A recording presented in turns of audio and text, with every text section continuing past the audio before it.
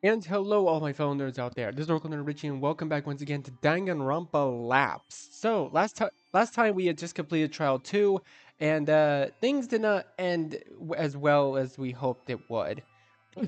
That and if you don't know what happened in the last episode, I recommend you go and watch the previous episodes. There's a playlist available for you guys to watch it, but you have to promise me that you can come back to this video as soon as you're done. Okay?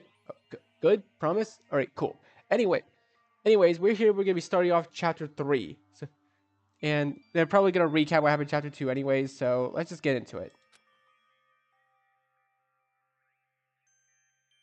I slowly open my eyes. My chest feels tight. I inhale deeply and exhale heavily, as if to expel my body of all the wound up fear that stirred inside. It didn't help much. My body felt leaden, my heart hollow. Rising from the bed, I shook the remnants of a trying sleep away. Looking at my surroundings, I noticed I had thrown the covers and pillows to the floor. It was strange. I had fallen asleep, but I saw no dreams or nightmares. My subconscious felt suspended in a null zone.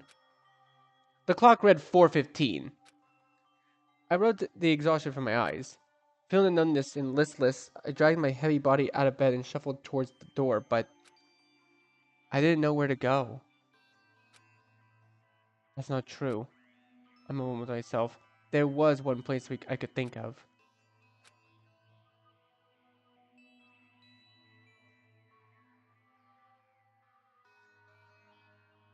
Stepped out of my personal room and saw Lyle down the opposite hall. He just scowled and stomped off. I went on my way.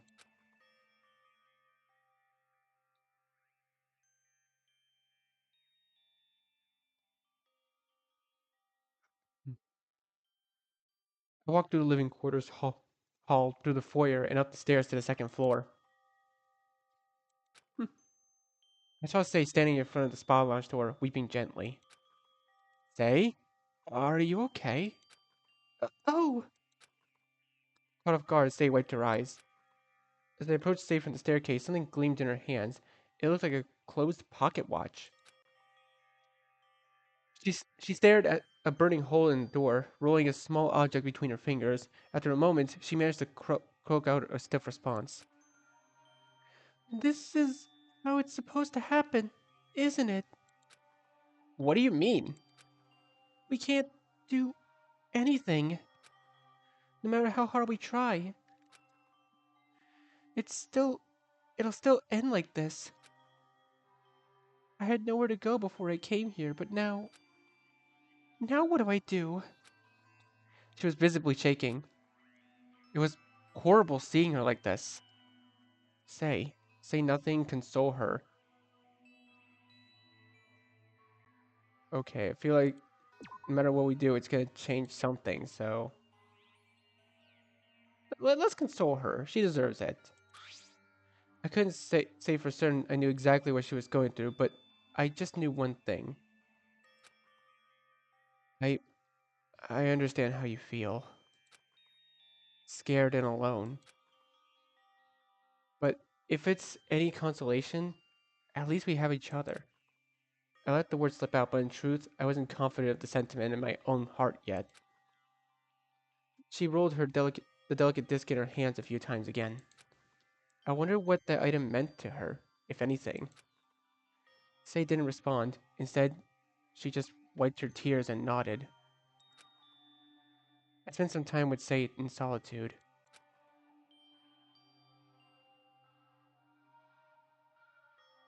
Passing through the atrium, I spotted Forte gazing at the delicate globe centerpiece. He seemed to be humming to himself, but stopped when I approached. Evening, Echo. Hello. Did I interrupt you? No, no. It's a melancholic tune. I'd really rather not bother you further with it. Oh. It's a bitter, unfortunate situation we found ourselves in, isn't it? Despite the heavy words, his face read differently. His his shoulders remained relaxed as he looked up past the globe at the dark, cool sky. He seemed calm somehow. Tell me, Echo, how are you? Are you alright? Huh? Am I alright? I feel like you should be honest, Echo. Be honest, you're definitely not alright. No, I'm hurt. Killing game and the trials that follow. No, this whole game is horrible, and I hate it. We're losing people, friends we've just met, and friends we've known. It feels like there's no end in sight. It's perfectly normal to feel devastation as we find ourselves cautiously navigating life or death situations. Hmm. The game is the game has instigated those with the spirit inflicted with distress and grief to ends unmentionable and trials heartbreaking. Yes, my soul is stirring, but in my experience on stage, these sorts of feelings never last for long. We move pe- we move people to tears with our performances about tragedy, the loved and lost. Yet the audience knows the performance will end, and thus they move on with their lives. I can't help but wonder when? How much longer until the curtains close on this story? Forgive me for bending your ear with my thoughts. I'll let you be on your way. No, that's okay. It's comforting to know that I'm not alone in feeling afraid. Indeed, we are never truly alone. I stood in a moment of silence as Forte sang his words with clarity.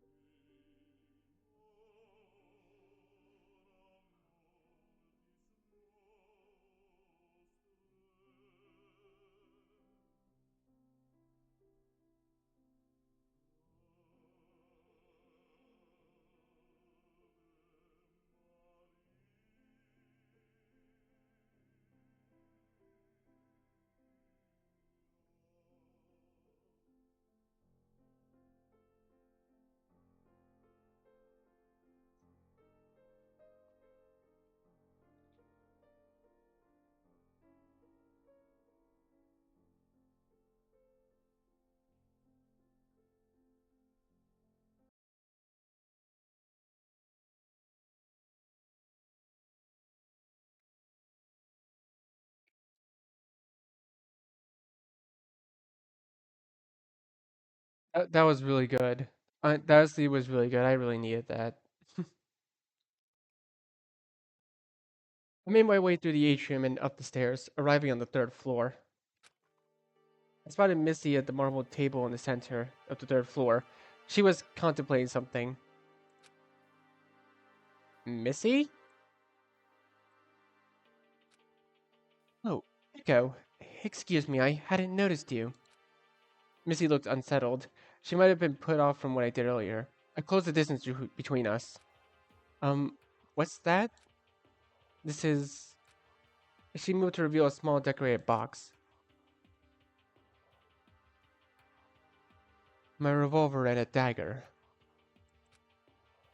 The two weapons shone dully in the dim light of the hallway. I discovered the dagger when Cyrus followed me to explore the room of my associate.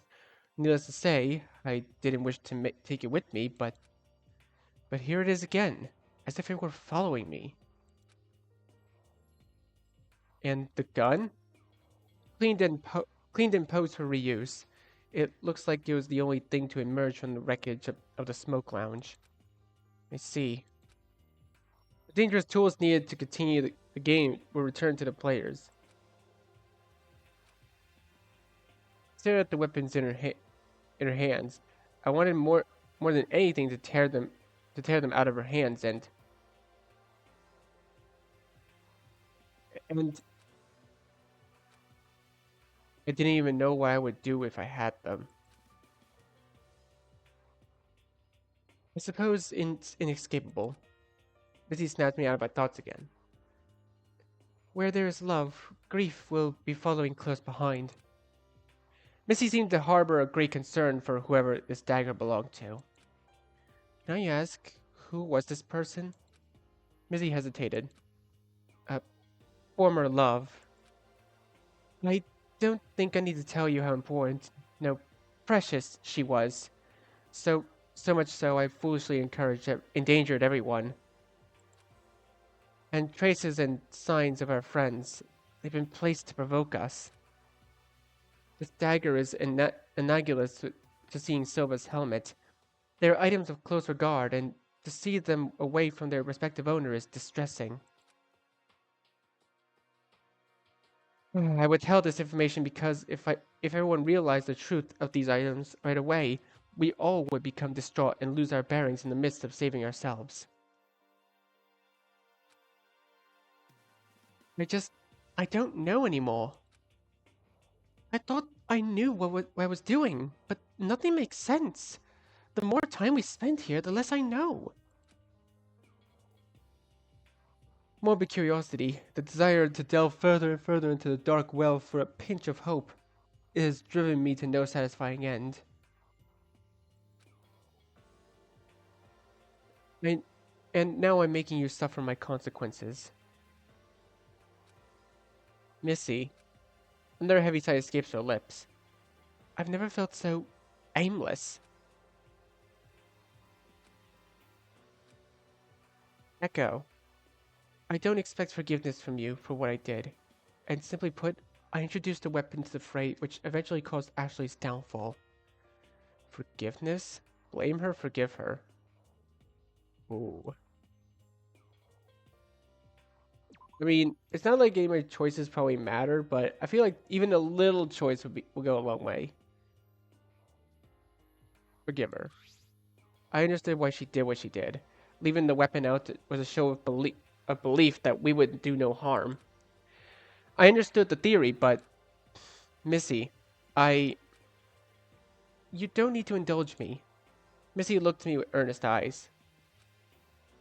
It's easy to want to connect those two damning things together to find a reason within the tragedy, but it's merely not healthy. The truth about the truth of the bigger picture is this: Ashley meant to protect the one she cared about. And she truly wanted to remove a threat from our group, having faith that we remaining students won't do harm to each other after the fact. Despite that, regardless of the risks that she took, we're still here participating in this seemingly endless game. Our predicament doesn't appear so black and white, does it? Ugh, I'm sorry. I can't seem to form my thoughts. Missy's composure was fractured. She was shouldering an insurmountable weight of guilt. I didn't know what to say. I assume you I assume you've come up here for the same reason as I. I'm sorry for taking so much of your time. I'll leave you be. And thank you for trusting me during the trial. I regret having to put you through all that. I nodded almost invisibly as Missy made her exit down the stairs. I realized Missy was right. The situation was too complicated to make strict judgment on what it was just or unjust. At the end of the day, everyone was in pain. Why should I perpetuate it by being so callous to them? I sighed. Arriving where my subconscious had urged me, I stood still. I stood in the casino, but feeling phantom traces of what happened just hours ago, exacerbated my bones. My mind wishfully wandered back to a time before this terrible game, a peaceful time just before the despair.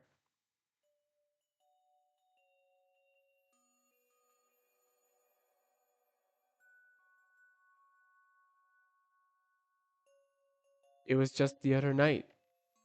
Ashley and I were talking about nothing in particular, but we knew our time together would come to an end. The autumn season was coming to a close, just a few more months for our new phase of life to rise from the horizon, as we were relishing the bright, warm sun of the present before it set into a peerless night. Sitting comfortable, familiar silence, we enjoy each other's company. Aww. Have you decided where you want to go? No, not yet. I was thinking about taking a gap year to travel. Traveling sounds like a dream. Seeing different people and expanding your worldview. Yeah, but then I'd have to worry about my finances if I'm on the road often. And this is honestly making me want to cry a little bit. Don't fret. There's always other options. Maybe you could travel locally. There could be interesting sights in the next city that you could never knew about. That's a good idea. I never really thought about that since I just walk everywhere in the city. What about you? Any interesting prospects? Well, Papa wants me to help out on the ranch a little more. The new season's coming up and we're expecting some competitors to stop by. Oh yeah, the races. You get pretty busy during those weeks, right? It's hectic but fun. And I don't mind helping. In fact, I was still unsure what I was going to do after school anyway, so this gives me more time to think. And some more time with Hyperion. I'm sure he would miss you if you left. Of course, I would miss him too. We laughed lightly. I don't think you have to worry too much. If anything, you have a future at the ranch with your father. It's a good fallback, just in case anything were to happen, right? Yeah, a good fallback. A pondering silence drifted. I think you should travel though. It'll be wonderful to hear all about your journey. Nothing was really keeping you down, no? Not really, but the idea is a little daunting. Learning new languages to get around, not to mention finding the money to do so. It's a little risky, and we're probably not going to have many chances to see each other. There's always a million reasons not to do something. Yeah. Besides, if you ever get tired of traveling, I'll always be here. Just don't forget about me, okay? She flashed me a warm, comforting smile of hers.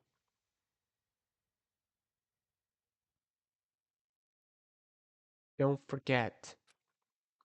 I felt my heart swell.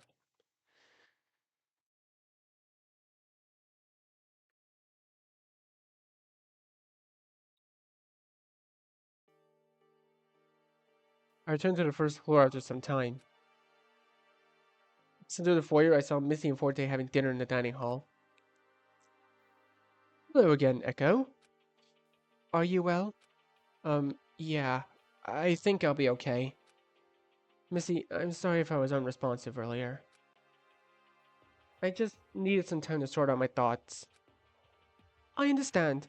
We're all going through a lot right now. Yeah. Even though we shared a mutual sentiment, our eyes never met during the exchange.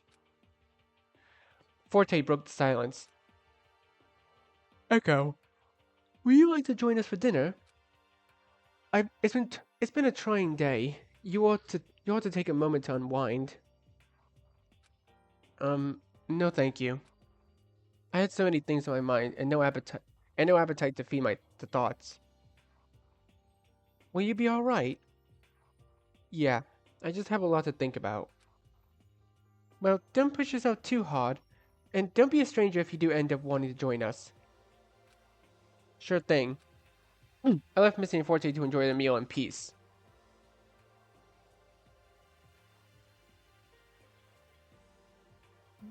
I wandered to the middle of the main foyer and paused. Something was bothering me. One concern I had involved someone I hadn't seen all evening. Should I visit Cannon? Oh. Yeah, this seems to be like a very important choice. Yeah, trust me. Save at every choice you get because you never know if you're gonna bugger something up. I mean, might as well. I figured since I didn't run into her at the atrium or anywhere along the way, Cannon must have been in her room. I went down the living quarters hall and knocked on the door, engraved with her school symbol. Cannon, are you there? I just wanted to apologize. There was no response. I knocked once more for good measure. Silence again. Ding dong, ding dong. It is now 9 p.m. Nighttime will begin at 10 p.m. Facilities will be closed until 7 a.m. next morning. Even the darkest night will end and the sun will rise. She were in her room. She didn't want to be disturbed. There wasn't much I could do. I slowly shuffled off. Oh? Couldn't help but feel guilty for denying Cannon's help, despite her tried sincerity. I I wonder if I can get the photo pieces back from Missy. The nighttime had come before I knew it. I would have to ask Missy about the torn photograph tomorrow. I returned to my personal room and sat on the bedside. I felt sick and shattered. We just passed the first half of the so-called game and lost four of 10 students in our group. With 3 more days on the horizon, I feared for what would become of our already sparse community. I settled into bed and closed my heavy eyes. My thoughts were entangled in question after haunting after haunting question. The words, sights, memories blurred together with no answer in the horizon. I let go. Imagines unwound and spilled into the night. Sleep would eclipse my mind as another night passed.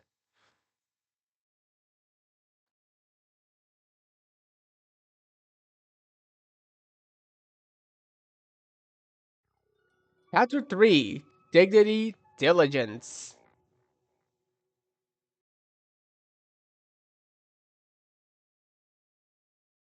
Day 5. Irk. Something ached. Ugh. I felt my stomach turn over. Hungry. You should have ate dinner last night, dude. I slipped out of bed and went to the sink, splashing away another fitful night's sleep from my eyes with crisp water. Alert from the chill, I got properly dressed. It was disturbing how quickly I acclimated to the morning routine. Oh, 7 a.m. I was awake the entire half hour before the preset alarm went off. Grumbling from the habitual awakening, I sulked out of my personal room to grab a bite from the dining hall.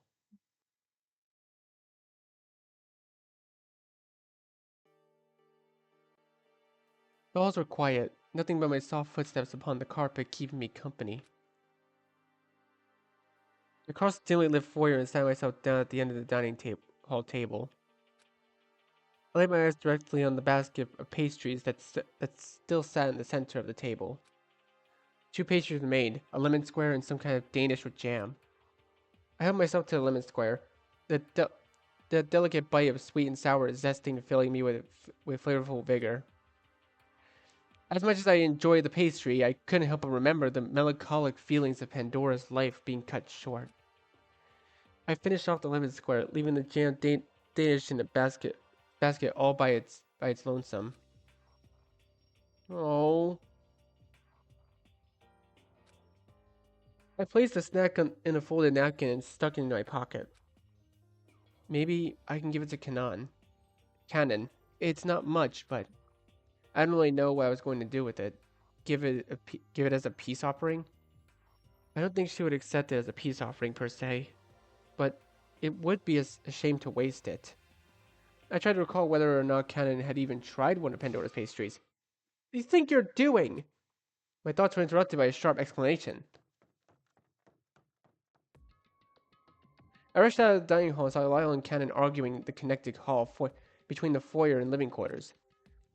Say was standing beside Lyle once more, watching the scene unfold. Cannon, you're always running away and hiding, aren't you?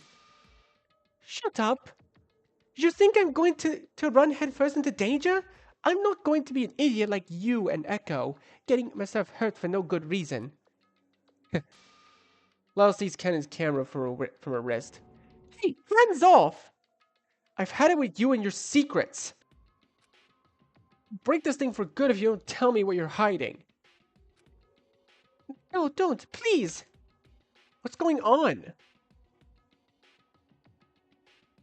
I started to intervene, but Forte stepped in from the living quarters. Approaching from down the hall behind Lyle, Forte plucks the camera out of his grasp at ease. You're all awfully lively at such an hour. Forte returned the camera to Cannon as Missy approaches from the opposite side of the living quarters. Lyle and Cannon step back a few paces from each other, the space now singularly occupied by their glares. Cannon wraps the strap around her wrist and grips the camera tightly. Good morning, everyone. Yes, good morning to you all. Although I would hardly call shouting and threatening others a productive way to start the day. What's the commotion this time? Yeah, morning. I'm not entirely sure.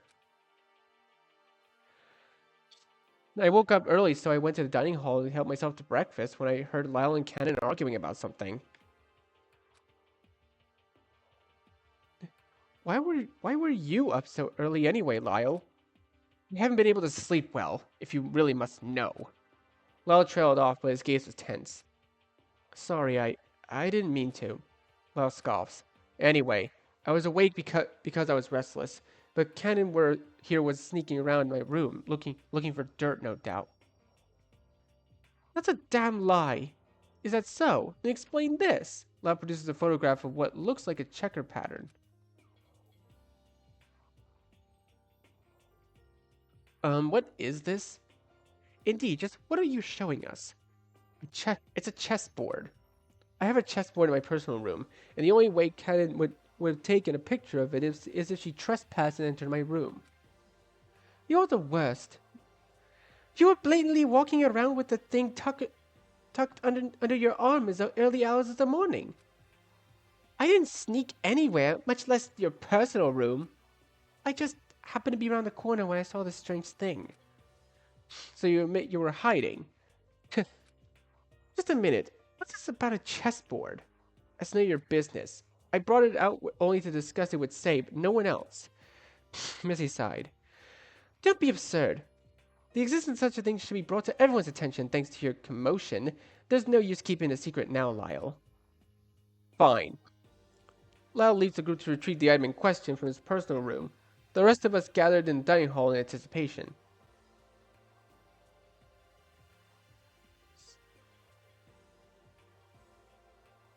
After a moment, Lyle returns presenting the lacquered wooden chessboard.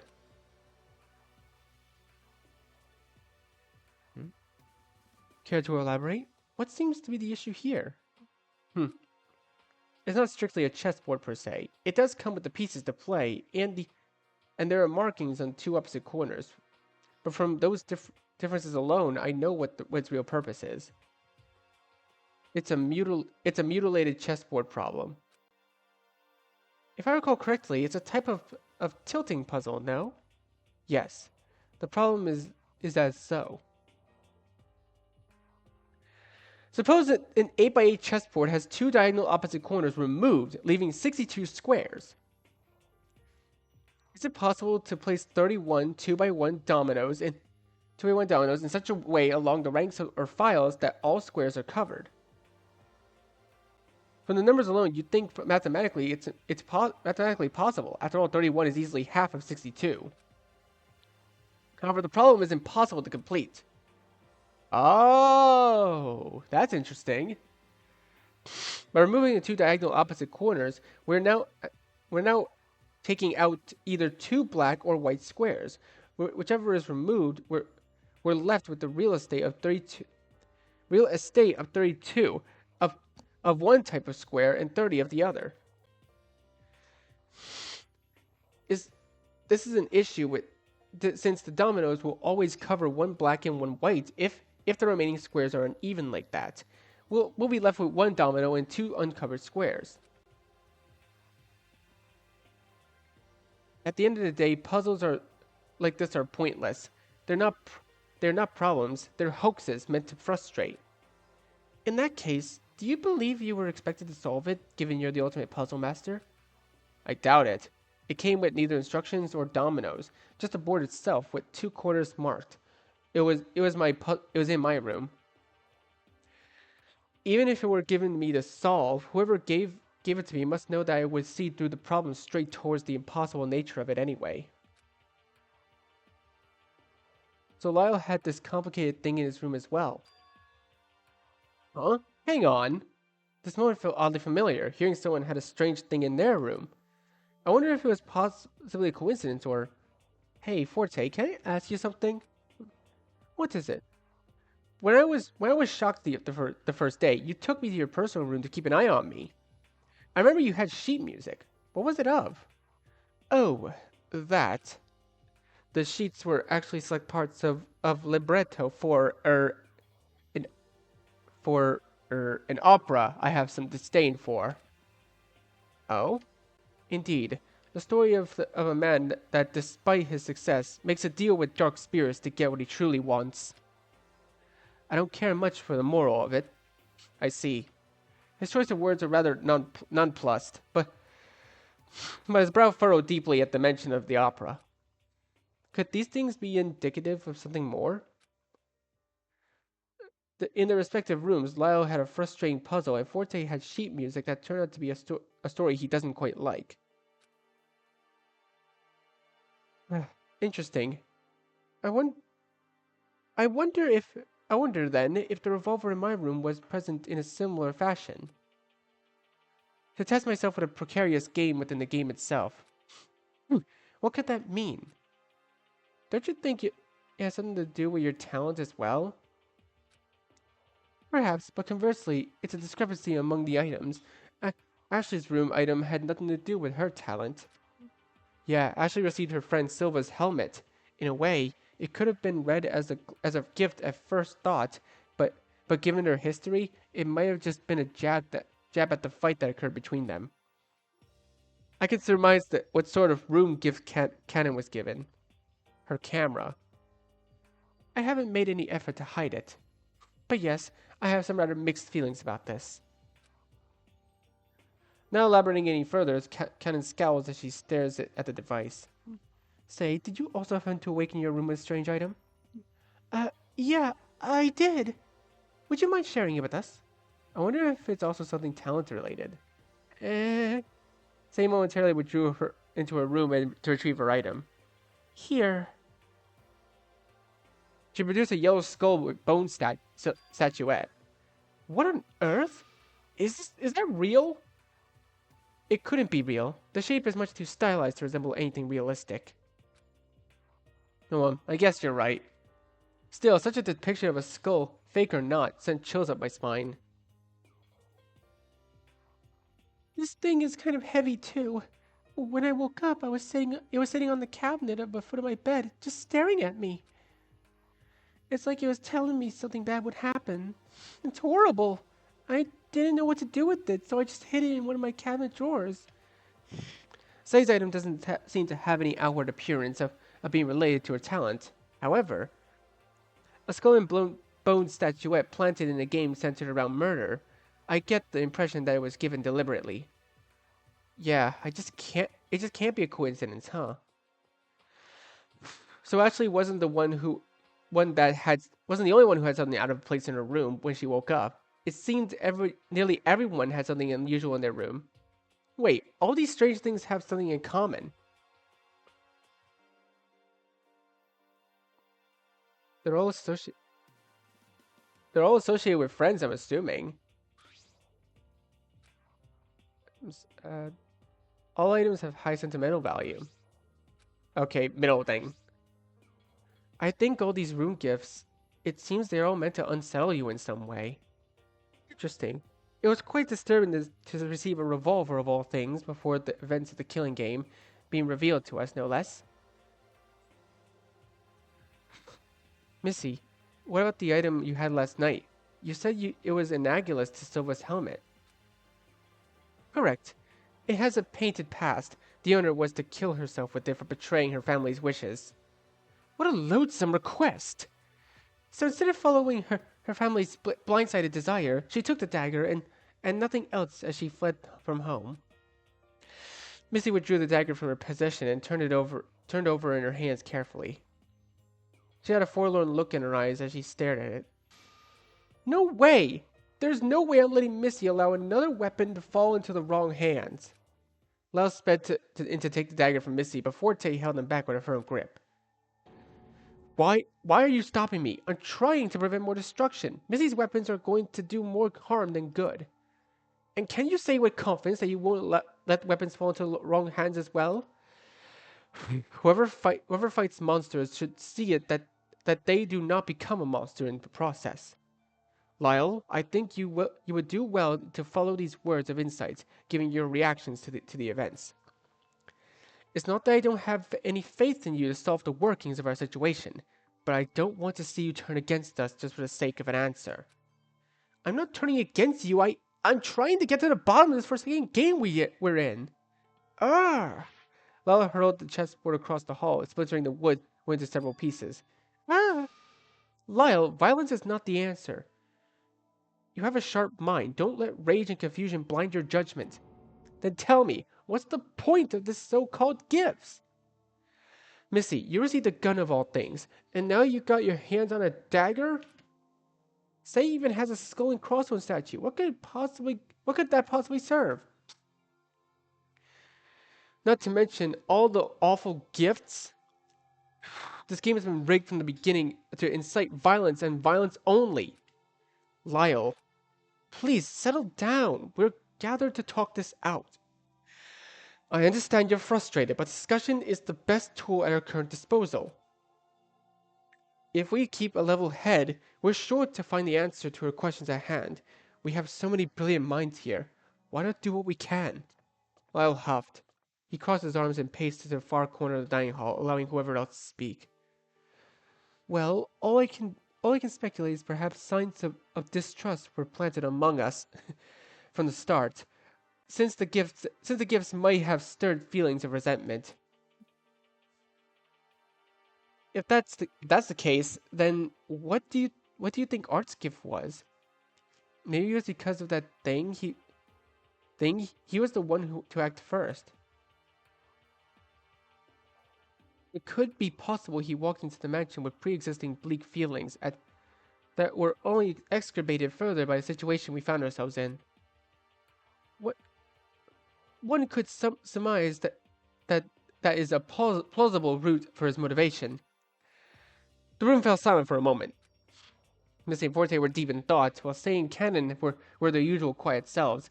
Lyle, on the other hand, just allowed the conversation to move at its own pace. Missy continued. It's going to be difficult to reflect on the events past, but I believe it will be necessary to progress.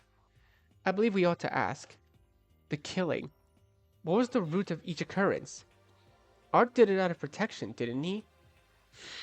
As I understood, it was more done out of fear. Ashley was afraid too. She was afraid for Echo's safety. Both of them must have thought getting rid of the potential mastermind behind our situation would stop the game completely. However, is there such a possibility of the mastermind existing within our ranks? No one dared comment on such a thing. Regardless, I do not like this. Splintering the unity of a group with hypotheticals won't get us very far. Yeah, besides, who would be so cruel as to want to insert themselves into a game that could put themselves in harm's way? The idea was disturbingly masochistic. I suppose an amount of faith is required amongst us, so we don't shatter what already limited and delicate trust has been built. We got this far, haven't we? The most plausible mastermind would have been Cyrus, but he was ultimately just a pawn in an overall scheme. Why are you guys trying to figure out the mastermind? It's clearly Zero. He's right there. So much for his immunity. Another pause. Missy looked over to Lyle, who continued to sulk. Lyle, have you had a moment to collect yourself? He let out an elongated sigh. Sure.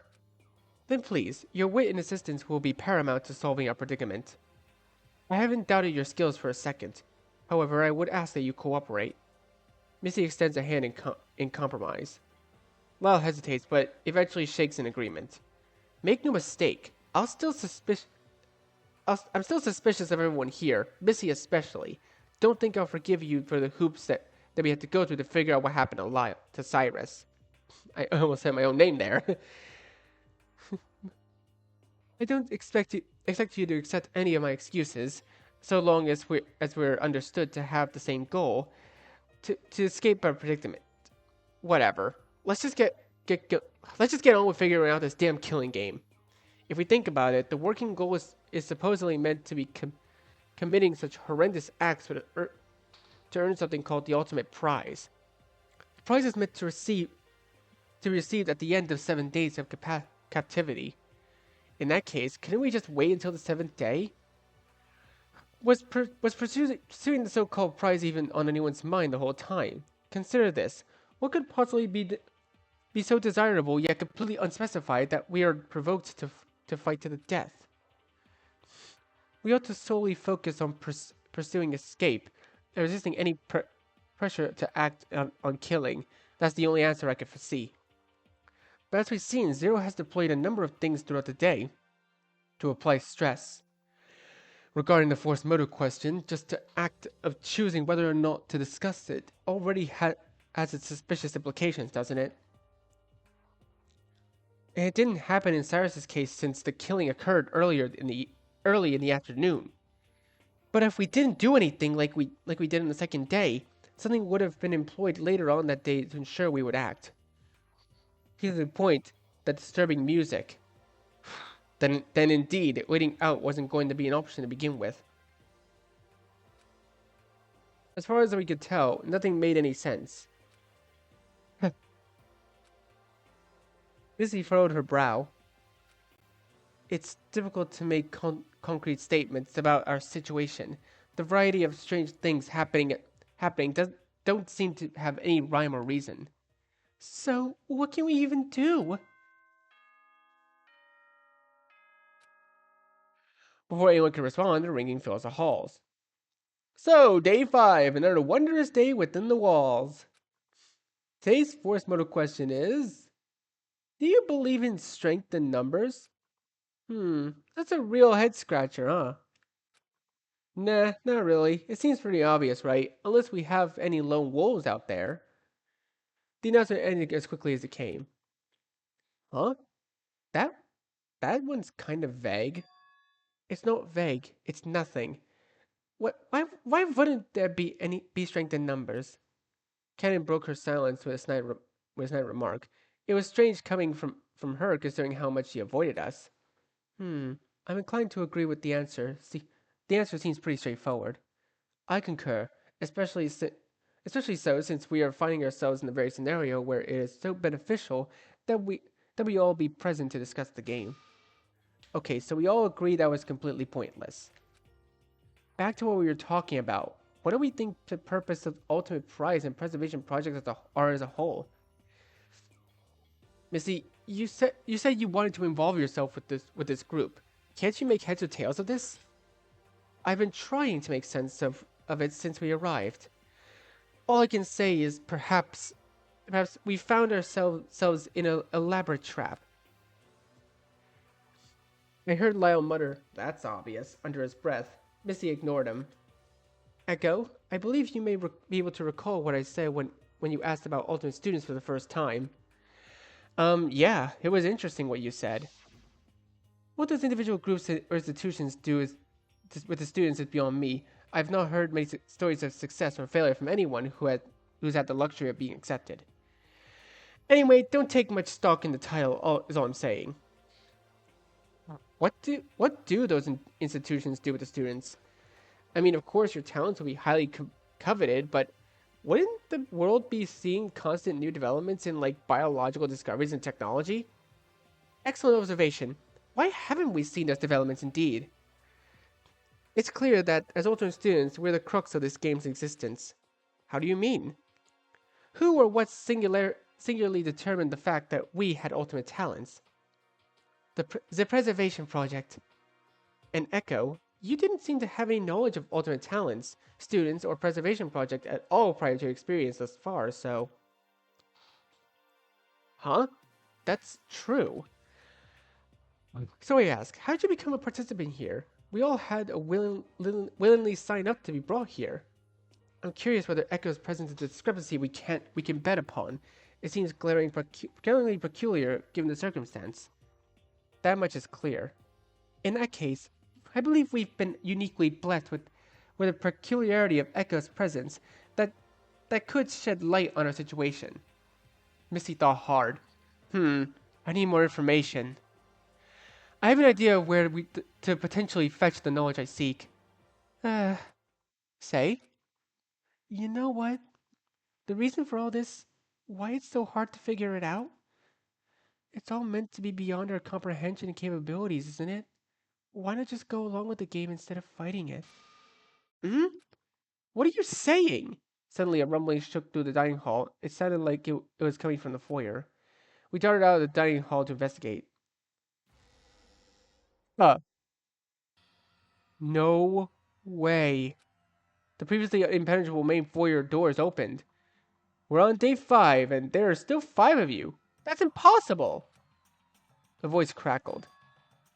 Test your strength. Explore beyond the doors as a group. Split up, do nothing. I don't care. Your strength in numbers, you can you remain a group in spirit as you wander the mysterious halls? Yes, the doors once thought of you as your only way out have just been thrown ajar. They've been they've never really been an exit. You all just assume so. Silly as that. And oh, what's this? Ding. Facing the opposite end of the foyers, the elevator indicator lit up, showing a new floor available for us in the court for us, the courtroom. I'll even let you take a little detour to the courtroom. Find all the secrets of this wretched place if you can bear to face them. Yes, the game will go on regardless how hard you resist. Everyone was astonished. We, we were all fixated on the gaping dark hole that lay beyond the previously dangerous door. Zero is challenging us to uncover the secrets of our captivity. So be it. I will be infiltrating Cyrus's room. He had knowledge of mine and Ashley's connections. It's likely he had access to much more information. What? But the door that mysteriously kept us in has opened up. There could be information further in the building too. Love puts out a secret note he's been holding on to since discovering it on the second day. This note has to mean something. It's clear that Zero represents one of the symbols that and has shown himself in the courtroom. So the same as we said about Eve's symbol. Whoever's operating the announcements, Eve or Zero, have to be somewhere beyond the doors. It will be too obvious for Zero to be hiding in the courtroom. What if it's simply an artificial intelligence behind the two personalities? Then what? Searching for something intangible and scripted is to run the game wouldn't relieve the overall secrets beyond the walls. Cyrus knew things about the project as a whole. That kind of information can't be denied at a time like this. Lyle, Missy, please wait. Arguing again isn't going to solve anything. Agreed. I hate to suggest it, but perhaps this opportunity is the force motive question presenting itself in a testable way. That's what I was thinking. If we recall day 3, the additional motive was distressing music was implemented at 4 p.m. Aha. Aha! We can split up and investigate until 4 p.m. There, where we can rendezvous and exchange information, all the while bracing ourselves for whatever Zero has in store for us. In that case, I'll venture into the unknown. If anything goes wrong here, you can bet I'll be the one to puzzle the truth together in the aftermath. Lyle stands squarely before the dim hall in the open doorway. I suppose it's our best option. It's not the wisest thing to do given our already small group, but it would give us an edge in discovering the secrets of whereabouts. Missy nods as she makes her decision to remain in the main wing. There are 6 of us. Before we ought to divide into groups, groups of 3, so we can all keep an eye on each other in respective areas. Breaking off into three pairs is out of the question. Hannon, you're coming with me. What makes you think I want to go with you? As much as I'd miss your awful company, if you didn't come, you won't let go of your camera, and I think it might just be a touch of useful going down, okay? Hannon rolled her eyes but didn't object further. I'll join Missy. Worry not. I shall not let anything go wrong. Besides, I trust Cannon to keep an eye on things for me. Sure you do. We decided on splitting between investigating between the foyer doors and remaining in the main wing. With only myself and Say remaining, I looked to her to see what group she would go with. Say remained still. I guess she was waiting for me to make my choice first. Ooh. I wonder what everyone else was expecting to find from this. Ooh, okay, so we have 5 people to talk to, but I think I'm going to go ahead and leave this video here for now. So, anyways, thank you guys so much for watching this video. Be sure to leave a like, comment what you think, share this video with your friends, and be sure to subscribe, click the bell so you don't miss a single notification. I'll see all of you in the next video. Goodbye! You say you wanna try, but you never do. Sugar, there's a